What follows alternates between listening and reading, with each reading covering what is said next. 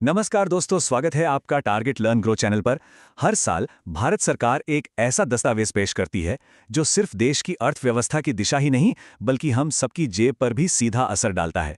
जी हाँ, हम बात कर रहे हैं केंद्रीय बजट की। तो चलिए 2026-27 के बजट को बिल्कुल आसान भाषा में समझते हैं और देखते हैं कि इसमें हम सबके लिए क्या खास है। तो सबसे पहला सवाल, इस साल के बजट का मेन विजन क्या है? सरकार देश को आखिर किस रास्ते पर ले जाना चाहती है? देखिए, इसे समझने के लिए हमें इसकी नींव को देखना होगा, जहां कुछ बहुत ही बुनियादी सिद्धांत छिपे हैं। इस बार का जो बजट है ना, वो 3 मजबूत पिलर्स पर खड़ा है।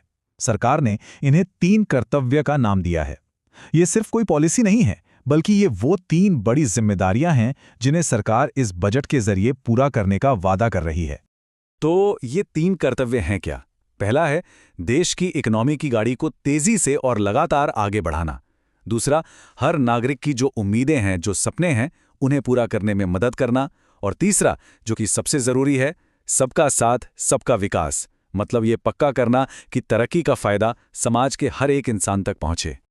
अब देखिए, इतने बड़े लक्ष्यों को पाने के लिए सिर्फ इच्छा रखना ही काफी नहीं होता। इसीलिए बजट में 3 इनेबलर्स या कह लीजिए कि सुपर हीरो की भी पहचान की गई है। पहला है बेहतर इंफ्रास्ट्रक्चर, मतलब अच्छी सड़कें, पोर्ट्स वगैरह।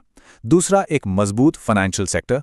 और तीसरा, भविष्य की टेक्नोलॉजी, आर्टिफिशियल इंटेलिजेंस, जिसमें हर सेक्टर को बदलने का दम है।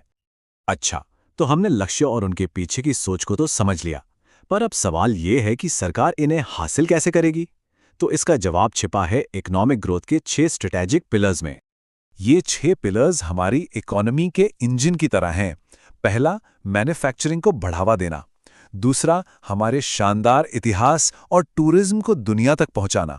तीसरा, छोटे उद्योगों को सपोर्ट करके उन्हें बड़ा बनाना। चौथा, मजबूत इंफ्रास्ट्रक्चर खड़ा करना। पांचवां, देश को एनर्जी के मामले में आत्मनिर्भर बनाना।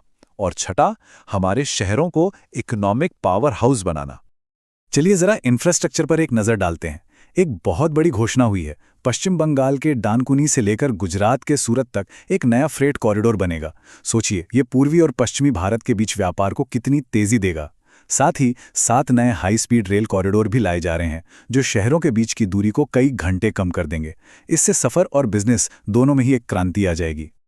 इकोनॉमी की बड़ी बड़ी बातों से आगे बढ़ते हुए अब उन योजनाओं पर ध्यान देते हैं जो सीधे सीधे आम लोगों की जिंदगी और उनके भविष्य से जुड़ी हुई हैं।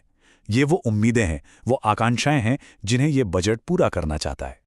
इस बजट की एक बहुत ही कमाल की पहल है भारत विस्तार। ये खेती किसानी में एक क्रांति लाने की योजना है। इसमें एआई की मदद से किसानों को उनकी ही भाषा में वैज्ञानिक सलाह दी जाएगी। इससे न केवल फसलें अच्छी होंगी, बल्कि किसानों की आमदनी भी बढ़ेगी। क्या कभी ऑरेंज इकोनॉमी के बारे में सुना है? अरे ये हमारे देश के कंटेंट क्रिएटर्स, गेमर्स और एनिमेटर्स की इकोनॉमी है। सरकार ने इस नए और तेजी से बढ़ते हुए सेक्टर की ताकत को पहचाना है और अब स्कूलों और कॉलेजों में स्पेशल लैब्स बनाकर अगली पीढ़ी को इस डिजिटल क्रांति के लिए तैयार किया जाएगा। हमारी जो पारंपरिक कला है, जो शिल्प है, उसे अब ग्लोबल स्टेज पर ले जाने की तैयारी है। इसके लिए महात्मा गांधी ग्राम स्वराज योजना शुरू की जा रही है। इसका मकसद हमारे कारीगरों के हुनर को सम्मान देना है और उनके बनाए खादी, हैंडलूम और हैंडीक्राफ्ट प्रोडक्ट्स को दुनिया भर में एक नई पहचान दिलाना है। चलिए अब बात करते हैं उस चीज की जो शायद सबसे ज्यादा मायने रखती है, पैसा। आखिर सरकार के पास पैसा आता कहां से है और ये खर्च कहां होता है? आइए बजट की इस पूरे गणित को समझते हैं। बजट का सबसे जरूरी आंकड़ा होता है राजकोषीय घाटा यानी फिस्कल डेफिसिट। इस बार इसका लक्ष्य जीडीपी का 4.3% रखा गया है। आसान भाषा में समझें तो ये सरकार की कमाई और खर्च के बीच का अंतर है, जिसे उधार लेकर पूरा किया जाता है। ये आंकड़ा जितना कम हो, इकोनॉमी के लिए उतना ही अच्छा होता है। तो सरकार के खजाने में पैसा आता कहां से है? अगर हम 1 रुपए को सरकार की कुल कमाई माने, तो उसका सबसे बड़ा हिस्सा यानी 24 पैसे उधार से आता है। इसके बाद 21 पैसे इनकम टैक्स से और 18 पैसे जीएसटी से आते हैं। और ये पैसा जाता कहां है? तो उस 1 रुपए में से सबसे बड़ा हिस्सा 22 पैसे सीधा राज्यों को दिया जाता है, ताकि वो अपने विकास के काम कर सकें। ये हमारे फेडरल स्ट्रक्चर की ताकत को दिखाता है, जहां केंद्र और राज्य मिलकर देश को आगे बढ़ाते हैं। इन सब बड़ी बड़ी बातों के बाद अब आते हैं उस सवाल पर जो सीधा हम सबकी जेब से जुड़ा है कि भाई क्या सस्ता हुआ और क्या महंगा। तो खुशखबरी ये है कि इलेक्ट्रिक गाड़ियों की बैटरी सस्ती होंगी और साथ ही कैंसर और डायबिटीज जैसी बीमारियों की कुछ जीवन बचाने वाली दवाएं भी। दूसरी तरफ सिगरेट, तंबाकू और विदेश से आने वाले परफ्यूम जैसी चीजों के लिए अब जेब थोड़ी और ढीली करनी पड़ेगी। तो ये था 2026-27 के बजट का पूरा सार, 3 कर्तव्यों और 6 स्तंभों पर आधारित एक काफी महत्वाकांक्षी प्लान। पर असली सवाल तो यही है, क्या ये ढांचा भारत को एक विकसित राष्ट्र बनाने के सपने को सच कर पाएगा? देखिए, इसका जवाब सिर्फ पॉलिसी में नहीं, बल्कि उनको लागू करने के तरीके और हम सबकी भागीदारी में छिपा है।